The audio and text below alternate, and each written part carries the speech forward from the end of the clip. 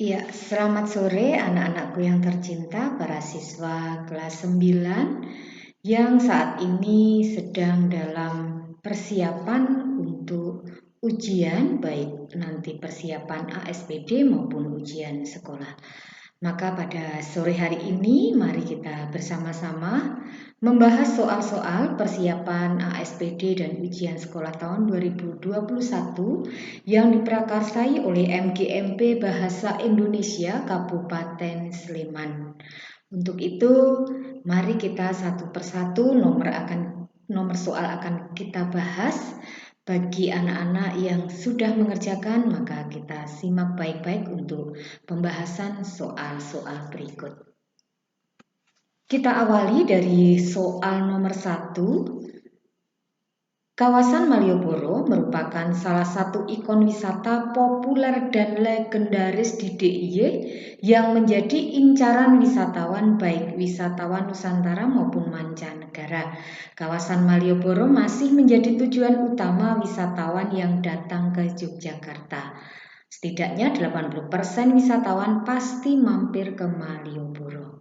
Enggak kita ya jadi orang Jogja, tetapi tentu yang menjadi pertanyaan dalam soal ini adalah apa makna kata legendaris dalam teks tersebut. Nah, untuk memahami itu maka sebenarnya legendaris dari kata legenda ya, pernah dengar? Legenda adalah cerita yang ada hubungannya dengan peristiwa dalam sejarah. Maka dalam konteks ini kalau kita lihat legendaris di DIY, maka apakah menjadi awal mula suatu tempat maknanya? Jelas bukan. Tetapi di sini legendaris cenderung pada makna terkenal sepanjang masa. Jadi ada di jawaban B. Maka Malioboro itu sangat legendaris ya. Ada unsur ceritanya, ada terkenalnya, ada populernya, maka kita menjawab yang B. Baik, kita lanjutkan soal yang kedua. Bunyi memiliki cepat rambat yang sangat terbatas. Bunyi juga memerlukan waktu untuk berpindah dari satu tempat ke tempat lainnya.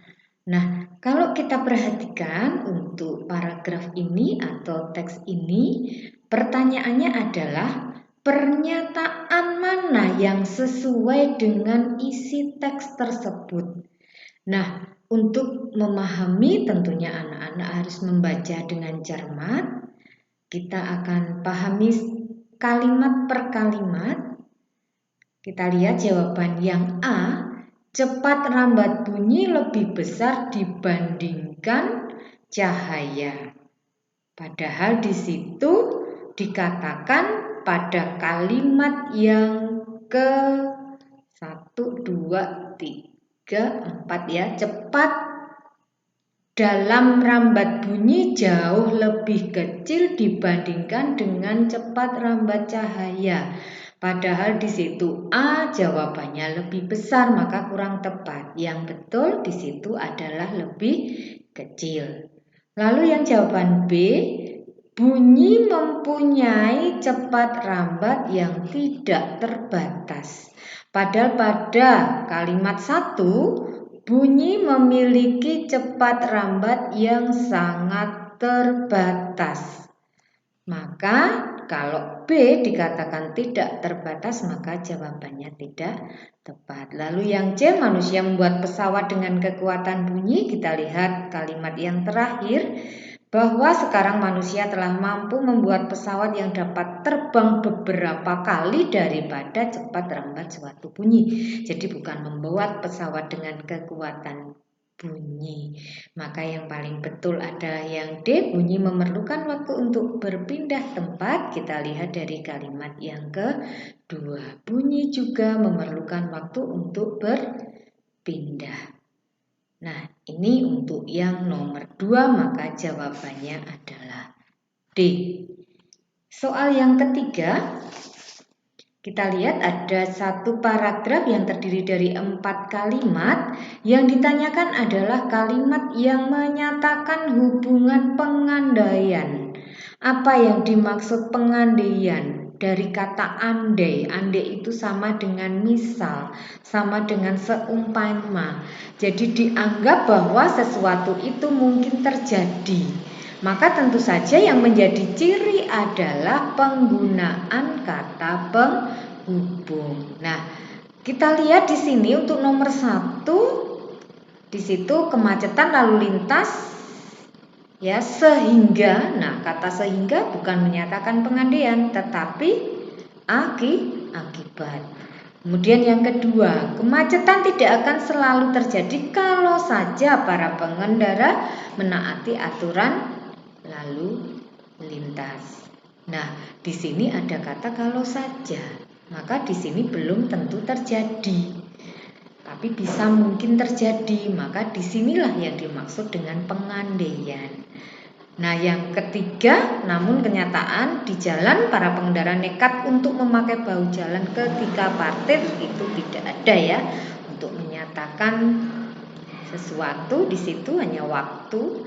Lalu yang nomor 4, memang tidak mudah mengatur para pengguna jalan agar itu menyatakan tujuan. Jadi yang betul adalah kalimat nomor 2. Jadi jawabnya adalah B. Untuk soal nomor 3 jawabnya B. Kita lanjut untuk nomor 4. Ada satu paragraf tentang bullying merupakan perilaku yang sekarang menjadi marak. Ya, tindakan bullying terutama di lingkungan institusi pendidikan yang menyebabkan keprihatinan. Nah, pertanyaannya adalah ide pokok teks tersebut adalah, nah, untuk menjawab tentang ide pokok, kita akan mencari terlebih dahulu apa yang menjadi kalimat utama dalam paragraf tersebut. Nah, kita lihat yang namanya ide pokok merupakan kelompok kata, ya, jadi bukan kalimat. Ide pokok terdapat pada kalimat utama, maka kita harus menemukan terlebih dahulu di mana letak kalimat utama. Kita lihat untuk kalimat yang pertama, bullying merupakan perilaku yang sekarang menjadi marak. Nah, kita lihat penjelasan berikutnya. Jadi tindakan bullying ada di lingkungan institusi pendidikan, kemudian kasus ini menjadi perhatian dunia, macam pembulian dan seterusnya.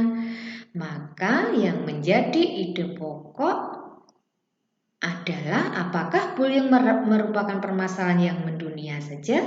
Apakah bullying menimbulkan keprihatinan saja? Atau maraknya perilaku bullying dewasa ini dan bentuk serta macam bullying ada?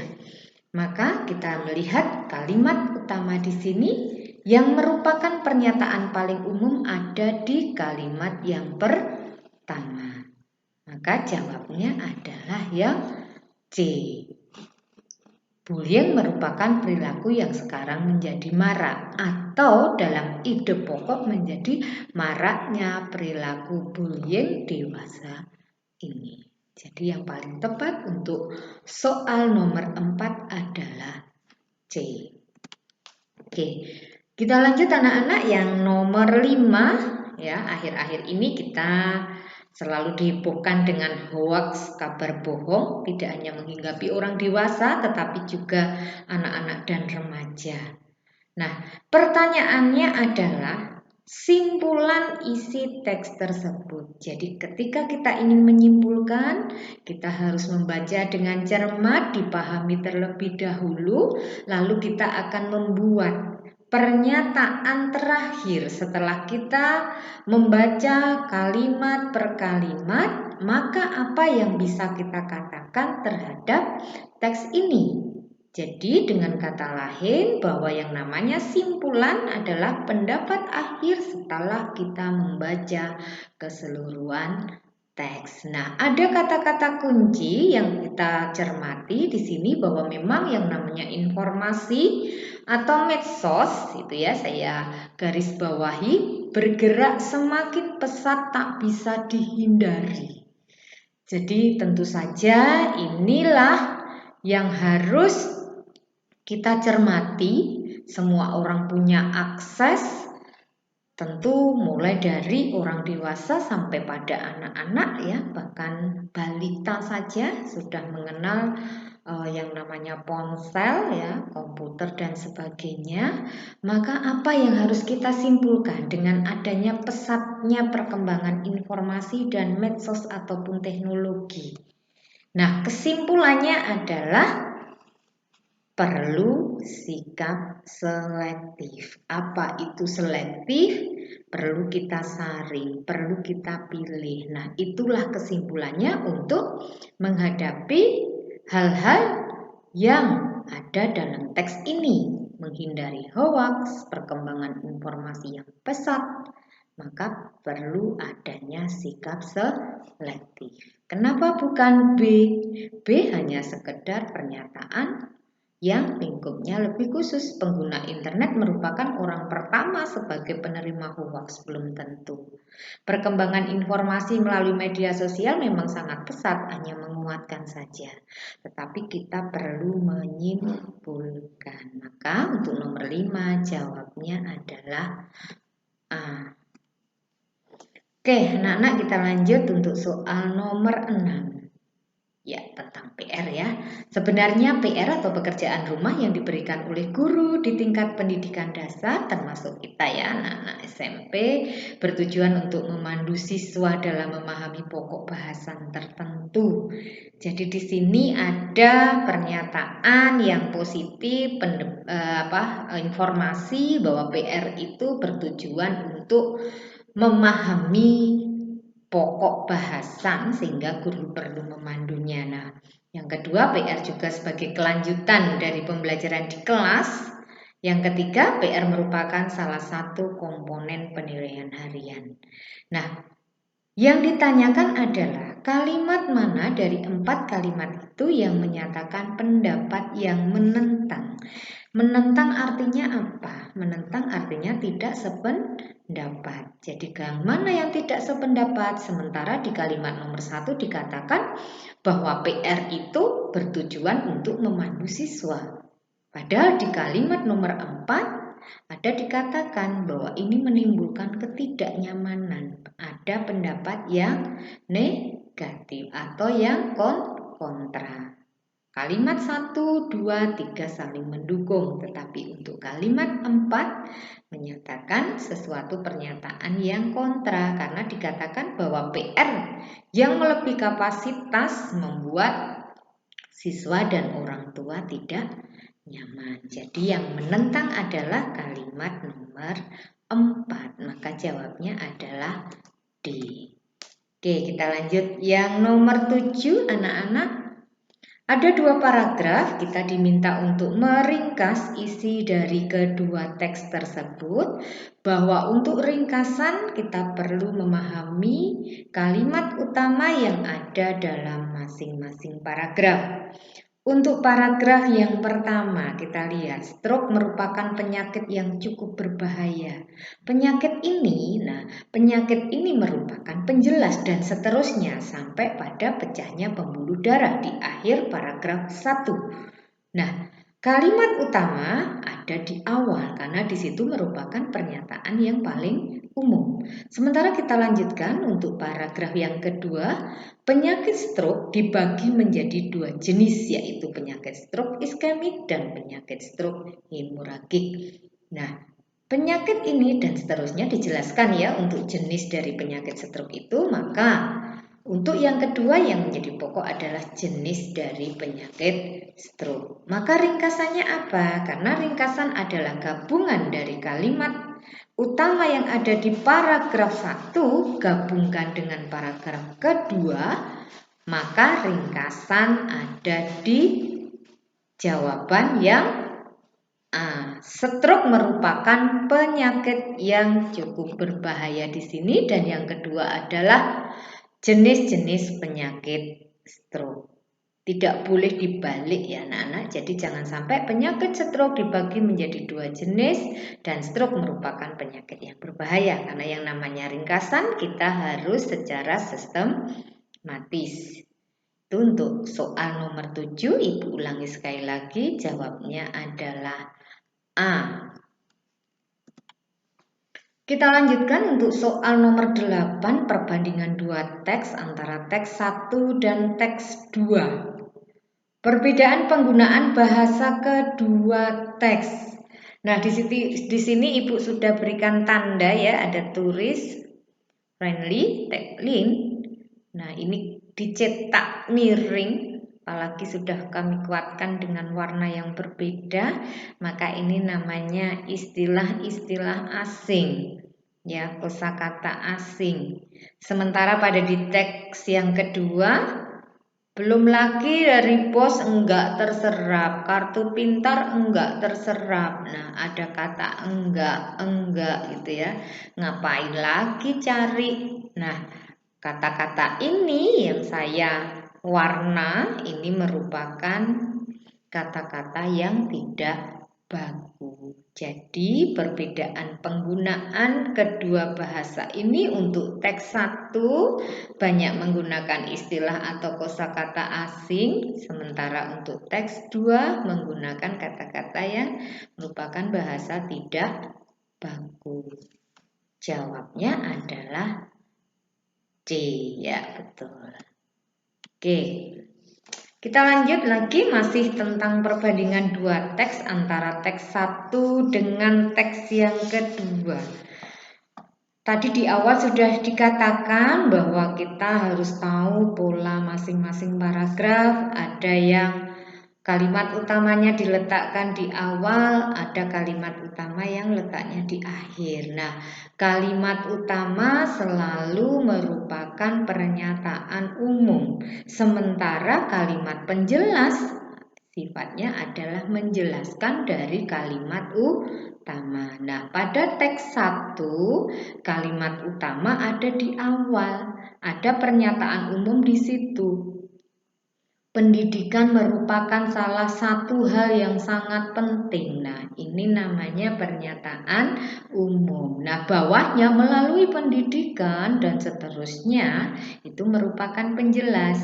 Jadi, pola penyajian ini dari umum ke khusus. Sementara yang teks 2, setiap siswa memiliki bakat, siswa yang tidak pandai, ia pasti memiliki kecerdasan dan seterusnya. Kemudian ditutup dengan demikian, pendidikan karakter merupakan pendidikan yang dapat menggali potensi dan bakat. Jadi yang di akhir ini merupakan kalimat utama. Dikatakan tadi kalimat utama merupakan pernyataan umum. Nah, berarti setiap siswa memiliki bakat dan seterusnya itu merupakan kalimat penjelas. Jadi polanya dari khusus ke umum. Oleh karena itu, jawaban yang tepat adalah B. Teks 1 umum ke khusus, teks 2 khusus ke umum. Ya, semoga lebih jelas ya. Nah, nomor 10 kita mau lebaran ya, meskipun masih sekitar 2 bulan lebih. Nah, cara membuat ketupat ada 5 langkah di situ dan anak-anak diminta untuk mengurutkan menjadi suatu teks prosedur yang benar dan baik. Tentu saja kita awali dari nomor 4 cuci beras dulu gitu ya. Nomor 3 isilah bungkus ketupat dengan beras itu. Kemudian masukkan ketupat dalam panci, tuangkan air. Yang berikutnya adalah rebus ketupat dan 1 angkat ketupat lalu tiriskan dan gantung atau tunggu sampai dingin. Maka langkah itu ada di jawaban yang C, yaitu 4, 3, 2, 5, 1. Ya, mudah ya buat ketupat. Ya, lanjut untuk nomor 11 tentang teks cerpen, yaitu tentang karakter tokoh. Tokohnya adalah aku. Aku mengambil pena biru dan sebuah buku catatan usang dengan hati-hati. Di tengah lalu lalang keramaian 0 km, aku mulai menulis kembali semua kenangan yang tercecer. Kukumpulkan satu demi satu dengan seksama dalam buku harian. Senja hampir usai ketika kelebat membayang dan mau tak mau aku merhatikan dengan sungguh-sungguh meski dengan lara. Nah, karakter tokoh aku pada teks tersebut apakah? Sabar, peduli, cermat, perhatian. Nah, cukup sulit ya kita melihat kok sepertinya semuanya ada di situ. Tetapi anak-anak yang perlu kita lihat adalah apa kegiatan si aku ini. Dia sedang membuat sebuah catatan. Ya, dia mengingat kejadian-kejadian yang ada. Dia tuliskan kembali dengan seksama, satu demi satu, membayangkan apa yang pernah terjadi. Nah, karakter di sini bukan sabar, bukan peduli, tetapi sebuah kegiatan yang membutuhkan kecermatan. Maka jawabnya adalah yang C. Apa arti sabar? Sabar itu tenang, tidak tergesa-gesa. Apa arti peduli? Peduli itu menghiraukan. Apa arti cermat? Cermat itu teliti, seksama. Kemudian yang namanya perhatian adalah kita mempunyai minat. Ya, itu arti dari masing-masing sifat di sini. Maka untuk nomor 11 jawabnya adalah yang C. Oke, berikutnya nomor 12, cukup panjang. Satu teks yang ditanyakan adalah tentang konflik. Konflik itu apa? Konflik itu adalah pertentangan. Jadi ada semacam ketidakcocokan, ada perbedaan pendapat mungkin, ada mungkin pertentangan fisik. Nah, ada satu cerita di sini, jadi kita ambil ya untuk kalimat yang terakhir. Dia ternyata terlalu rapuh untuk tidak mengingatnya. Berarti dia menjadi konflik dalam dirinya, dalam batinnya, karena dia tidak bisa melupakan semua kenangan bersama sahabatnya. Maka kita ambil dari yang terakhir ini. Oke, itu ya. Jadi jawabnya yang D untuk nomor 12. Kita lanjut anak-anak. Tetap semangat ya. Nomor 13. Kita akan membahas tentang latar tempat dan waktu. Disebut di situ yaitu buktinya. Mana bukti kejadian itu di teras rumah dan mana buktinya kalau kejadiannya pada malam hari. Kita lihat untuk menunjuk nomor 1 ya, kita lihat di kursi panjang Marno merebahkan badannya setelah seharian bekerja. Apakah menunjukkan teras? Belum tentu. Nah, yang kedua, kursi itu satu-satunya benda yang menghiasi bagian depan rumahnya. Nah, ada hubungan di situ ya, bagian depan rumah itu namanya teras. Yang paling memungkinkan dibanding dengan nomor 1. Kemudian yang berikutnya, pada malam hari, ia merenung menikmati sunyi. Tidak muncul ya. Kemudian yang keempat, tak dihiraukan suara kelelawar yang berpesta menikmati buah jambu. Nah, kelelawar itu hidupnya mencari makan di malam hari. Kalau siang dia tidur. Ya, jadi kalau ada suara kelelawar berpesta berarti menunjukkan waktu malam hari. Itu ya untuk nomor 4. Nah, ingatannya tertuju pada peristiwa yang dialami malam yang lalu. Ingatannya tertuju pada peristiwa yang dialami bisa juga, tetapi kita untuk mencari menentukan jawaban yang benar yaitu nomor 2 dan 4 itu yang paling tepat. Jadi untuk mencari jawaban adalah yang paling tepat. Maka nomor 2 dan 4 yaitu jawaban yang B. Oke, kita lanjut.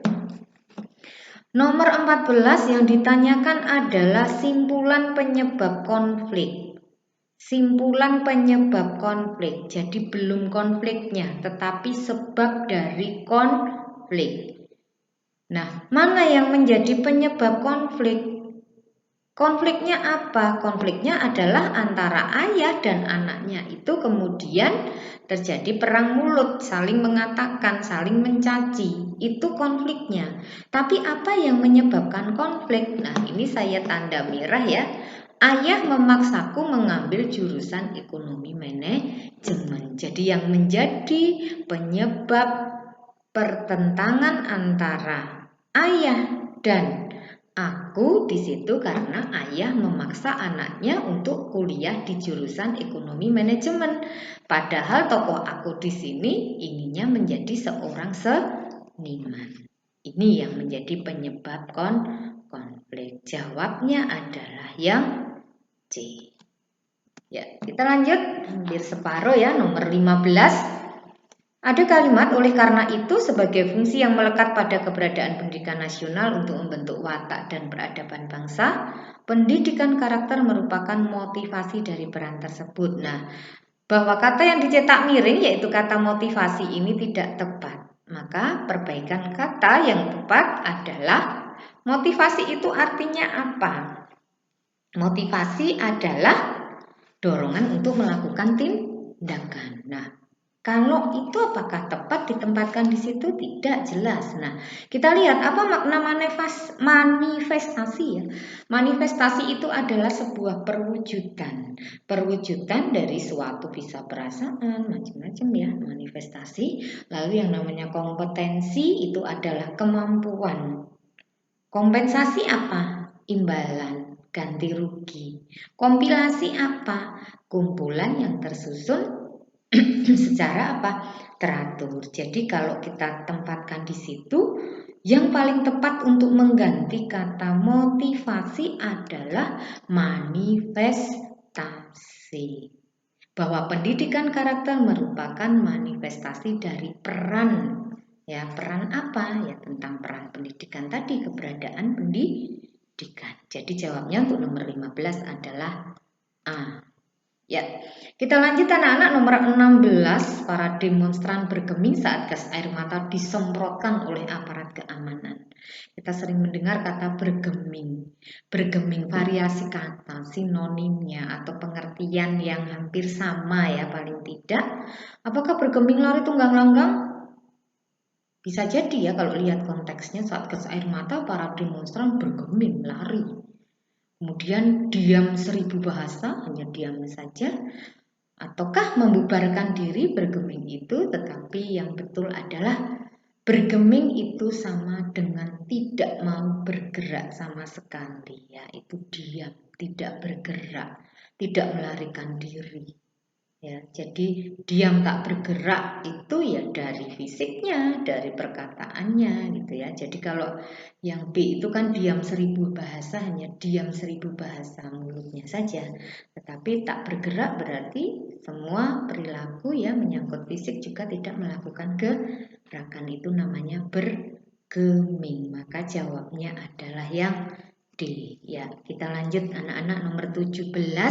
Yang ditanyakan adalah paragraf tersebut akan padu dengan menghilangkan kalimat nomor. Nah, kalau seperti ini anak-anak harus mencermati ya satu persatu hubungan antar kalimat dari kalimat 1 sampai dengan kalimat nomor 4. Pembinaan minat baca serta kebiasaan membaca. Nah, ini yang diutamakan adalah tentang minat baca. Menumbuhkan minat atau kegemaran membaca masih ada hubungannya. Kita lihat yang kalimat ketiga. Petugas perpustakaan agar selalu bekerja. Apa hubungannya dengan minat di situ? Nah, nomor 3 itu sudah agak keluar dari topik yang dibicarakan dalam paragraf itu. 4. Peneladanan dan pembiasaan membaca sejak kecil. Nah, masih ada hubungannya dengan pembinaan minat baca. Maka paragraf ini akan padu kalau kita menghilangkan kalimat nomor 3. Jadi petugas perpustakaan kurang berhubungan dengan kalimat-kalimat yang ada di kalimat 1, 2 maupun 4. Maka jawabnya yang C. Ya, anak-anak kita lanjut nomor 18. Pelestarian budaya hendaknya melibatkan generasi muda. Nah, ini ada pernyataan yang menekankan bahwa generasi muda atau generasi penerus ya nanti akan menjadi pemegang warisan budaya di masa depan. Maka perlu langkah-langkah yang modern untuk saat ini dalam melestarikan budaya itu. Maka komentar kita apa? Komentar adalah yang positif sesuai dengan teks yang ada. Maka yang paling sesuai adalah sudah semestinya. Ya, jawaban B, anak-anak perhatikan, sudah semestinya generasi muda mendapatkan warisan budaya yang dikemas secara modern. Inilah komentar kita yang sesuai dengan zamannya. Nggak bisa disamakan generasi sekarang dengan generasi yang terdahulu. Karena apa? Perkembangan zaman. Oke, itu yang B yang paling tepat untuk mengomentari dengan kata-kata yang sudah saya beri warna ini ya. Karena pemegang warisan budaya perlu langkah-langkah yang modern, maka sudah semestinya dia mendapat warisan budaya sebagai generasi muda dan dikemas secara modern. Maka jawabnya yang B. Ya, nomor 19 anak-anak, banyak murid-murid mengikuti lomba minat baca di perpustakaan daerah untuk menyambut peringatan bulan bahasa. Alasan ketidaktepatan penggunaan kata banyak. Ya, banyak murid-murid. Kata murid-murid itu sudah banyak, lebih dari satu. Maka karena alasannya apa? Karena kata banyak bermakna jamak. Murid-murid sudah banyak, banyak murid juga banyak. Maka disitulah ada makna yang sudah menyatakan lebih dari satu. Maka salah satu saja, murid-murid mengikuti atau banyak murid mengikuti. Itu yang betul. Maka jawaban alasannya adalah karena kata banyak sudah bermakna jamak. Oke, lanjut. Nomor 20. Provinsi Yogyakarta memiliki banyak destinasi wisata yang indah dan berkualitas ya. Di antaranya Objek Kaliurang, Candi Prambanan, Gembira Loko. Nah, penggunaan ejaan yang tidak tepat objek. Betul. Objek atau objek? Objek ya anak-anak yang betul. Provinsi atau provinsi, kita memakai V itu yang bagus. Jadi provinsi. Berkualitas atau kualitas, kita pakai UA bukan W. Ya, jadi yang betul adalah yang tidak tepat itu kata provinsi. Yang baku adalah provinsi. Ya, kita lanjut. Nomor 21. Penggunaan ejaan yang tepat ditunjukkan kalimat nomor berapa? Mari kita lihat satu persatu. Nomor 21. Kebakaran hutan, nggak ada ya yang salah, terjadi mengakibatkan warga sekitar menjadi sesak nafas. Yang betul nafas atau napas. Yang baku adalah napas. Pernapasan bukan pernafasan. Nah yang kedua.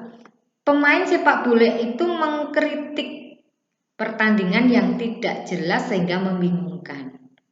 Mengkritik sudah betul ya, bukan mengkritik. Yang salah adalah penulisan kata sepak bola. Mestinya sepak bola itu dipisahkan. Kalau olahraga digabungkan.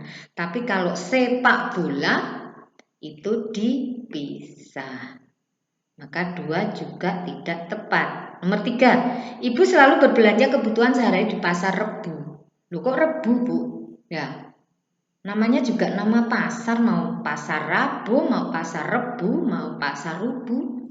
Boleh-boleh saja kan, jadi Rebo tidak harus Rabu. Karena itu sebuah nama. Ya, maka yang nomor 3 itu nggak ada salahnya. Nomor 4, pamanku datang dari Lampung membawakan oleh-oleh jeruk Medan dan bika Ambon. Jeruk Medan dan bika Ambon itu nama jenis, bukan kekhasan. Jeruk Medan, jeruk Bali itu ya. Bika Ambon itu kan nama kue ya. Ini jadi yang tepat justru nomor 3. Di pasar Rebo itu betul ya, tidak harus Rabu karena merupakan nama. Jadi jawabnya nomor 21 adalah C. Kita lanjut nomor 22. Nah, anak penggunaan tanda baca yang tepat ditunjukkan kalimat nomor berapa? Tanda baca yang tepat ya. Nomor 1, 2, 3, 4. Itu yang betul adalah nomor 1. Dalam petikan karena hanya perkataan maka di belakang kutipan langsung memakai tanda baca koma. Kata ibu menasihatiku ya. Yang kedua kenapa salah? Karena sudah ada tanda tanya, kok masih diberi koma.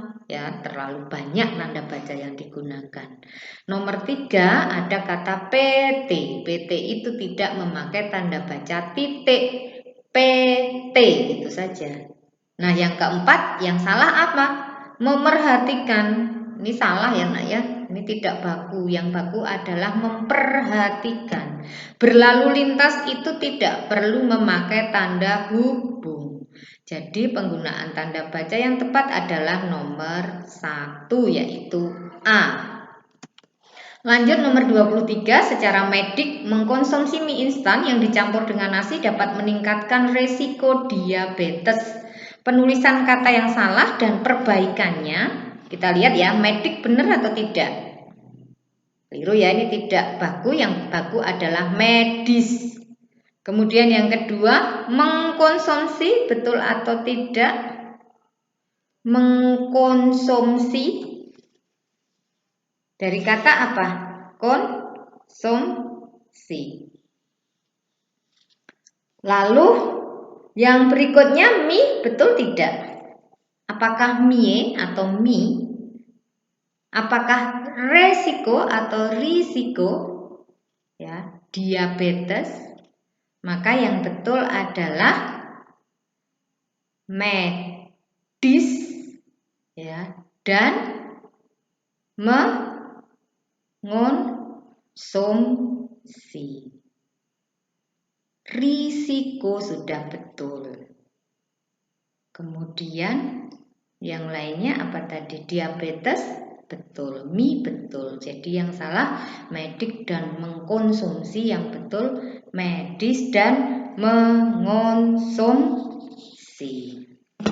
Oke, kita lanjut ya. Jadi itu jawabannya C untuk nomor 23. Kita lanjut ke nomor 24. Tinggal berapa nomor lagi? Pemerintah dewasa ini sedang gencar-gencarnya membangun infrastruktur di berbagai daerah. Alasan ketidaktepatan penulisan kata infrastruktur pada kalimat tersebut karena apa? Jelas ya nak ya. Infra itu kan bentuk terikat. Bentuk terikat itu artinya dia harus digabungkan dengan kata yang mengikuti. Jadi kata infra, ada infra merah, ada infrastruktur, itu penulisannya harus digabungkan. Demikian juga ada kata ultra ya, ultrasonik, ultraviolet, ultra ungu, itu juga harus digabungkan. Maka alasan ketidaktepatan karena infra seharusnya merupakan unsur terikat yang harus ditulis serangkai dengan kata yang mengikuti. Maka jawabnya adalah yang B, nomor 24 ya. B yang betul.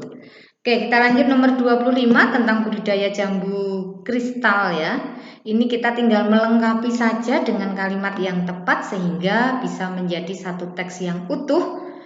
Di kalimat ini saya beri warna sisa lahan, tidak harus menggunakan lahan yang luas. Berarti topiknya adalah bahwa budidaya jambu biji kristal itu untuk memanfaatkan lahan yang ada. Nah, berarti berhubungan tentang lahan ya.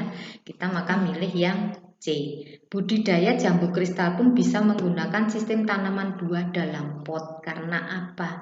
Karena bisa juga menggunakan lahan sempit, bisa menggunakan lahan yang luas. Demikian juga bisa ditanam dalam pot. Coba kalau nanti anak-anak masukkan pasti nyambung dengan kalimat sebelum dan sesudah. Maka untuk nomor 25 jawabnya adalah yang C. Oke, nomor 26. Pihak sekolah bekerja sama dengan orang tua siswa menyepakati tata tertib yang ada. Jika ada yang melanggar akan dikenakan sanksi. Kata yang tidak sesuai kaidah adalah orang tua? Betul. Menyepakati dari kata sepakat, betul. Tata tertib dipisah, betul. Nah, sanksi di sini kalau memakai NG itu artinya ragu. Tetapi sanksi yang berarti hukuman ya, itu berarti memakai NK. Jadi SANKSI. Kalau sanksi pakai NG itu artinya ragu. Kalau SANKSI itu berarti hukuman. Jadi yang D itu harusnya. Lalu yang berikutnya nomor 27 yang ditanyakan adalah penggunaan tanda baca yang tepat. Ini tadi ya, kata Pak Dar kok pakai titik, salah. Nomor 2, siapkan. Nah, ini sudah perintah, maka harusnya tanda seru, bukan koma. Di sini kan koma ya. Nomor 3, kami senang mendengar kabar itu, koma karena sudah ada karena kok di depan ada koma. Ini tidak diperlukan lagi tanda baca ini karena sudah ada kata penghubung. Maka yang paling betul adalah karena sudah direncanakan, koma, karena penghubung ada di awal kalimat, maka di belakangnya harus diberi tanda koma. Kami bisa bersepeda dengan gembira, titik. Ya, itu yang betul adalah yang nomor 4, jawabnya adalah D. Oke, anak-anak, mari kita lihat nomor 28. Ini banyak tanda petik ini ya. Kita bangga karena lagu Indonesia Raya berkumandang di arena Olimpiade, kata Ketua KONI. Nah, ada kesalahan tanda baca di sini. Yang mana? Apakah tanda baca koma seharusnya diganti dengan seru? Tidak, karena di sini ada kata-kata, maka memang di sini harus koma. Tanda petik ganda yang mengapit Indonesia Raya seharusnya dihilangkan. Ini dihilangkan, nanti nggak kelihatan lagu Indonesia Raya, padahal ini merupakan nama lagu. Yang ketiga, tanda petik ganda pada Indonesia Raya seharusnya diganti dengan kata hubung, malah diganti kata hubung. Kurang tepat ya. Jadi yang D, tanda petik ganda yang mengapit Indonesia Raya seharusnya diganti tanda petik tunggal. Nah, ini yang paling betul. Mengapa? Karena fungsi dari tanda petik tunggal adalah mengapit petikan yang terdapat dalam petikan lain. Jadi kalau dia berdiri sendiri, misalnya ya, kita harus menyanyikan lagu Indonesia Raya, maka petikannya tetap dua ya, tanda petik 2. Tetapi kalau lagu Indonesia Raya kembali ada dalam petikan lagi, maka untuk Indonesia Raya hanya memakai tanda petik 1. Itu ya bedanya di situ. Jadi sekali lagi tanda petik tunggal itu untuk mengapit petikan yang terdapat dalam petikan lain. Jadi kalau ini berdiri sendiri petikannya 2, tetapi kalau ini ada dalam petikan lagi berarti ini diganti menjadi 1. Itu ya nak ya. Jadi jawabnya yang D untuk nomor 28. 29, aku membeli jeruk Bali ketika aku wisata ke Bali, sedangkan aku membeli batik Madura ketika aku pulang ke Madura.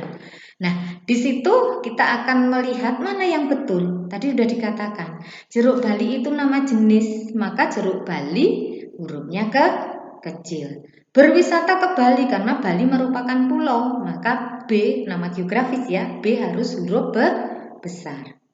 Membeli batik Madura, ini kekhasan, nama batik Madura khas, maka M-nya besar. Ketika pulang ke Madura, Madura adalah nama geografis, maka Madura M-nya besar. Dan jawaban itu ada di huruf C ya. Jeruk Bali kecil, Balinya besar, batik Madura M-nya besar, pulang ke Madura M-nya besar, maka yang C.